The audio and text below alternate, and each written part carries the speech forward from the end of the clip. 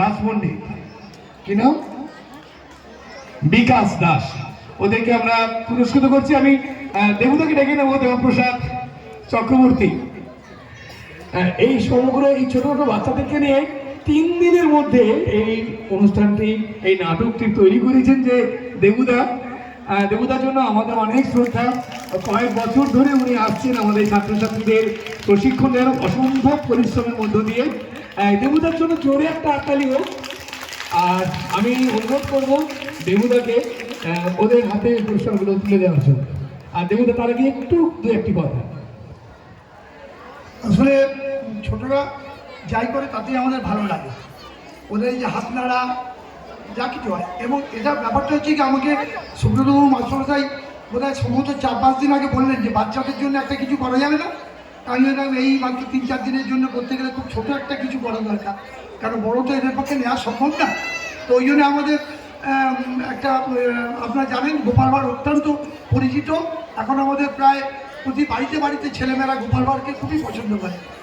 অসম্ভব বুদ্ধিমত্তার জন্য গোপাল ভাঁড় এত বিখ্যাত। যেটা আপনারা প্রমাণ দেখলেন, ঘটনাটা দেখলেন যে কীভাবে বোকা বানিয়ে রাজ পণ্ডিতকে সবার সামনে হেও করল।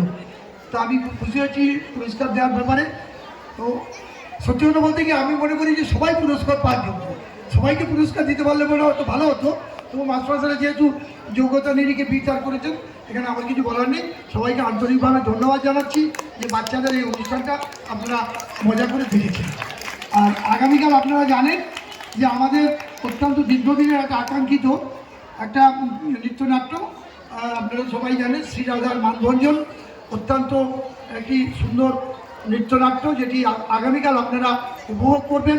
সবাই মিলে আসবেন আমাদের তরফে। আমরা যারা আমাদের টিমের যারা এই শেখাচ্ছি, আমাদের মমতা দাস, পূজা দাস, সবার তরফ থেকে আপনাদের আগামীকাল শ্রীরাধার মানভঞ্জন দেখার জন্য আন্তরিকভাবে আহ্বান জানিয়ে রাখছি।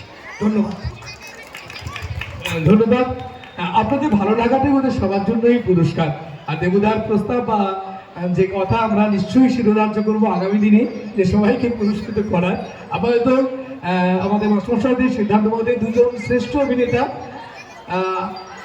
দীপ পুরকাই এবং বিকাশ দাস, ওদের হাতে পুরস্কার তুলে দিচ্ছেন আমাদের দেবুদা, দেবপ্রসাদ চক্রবর্তী।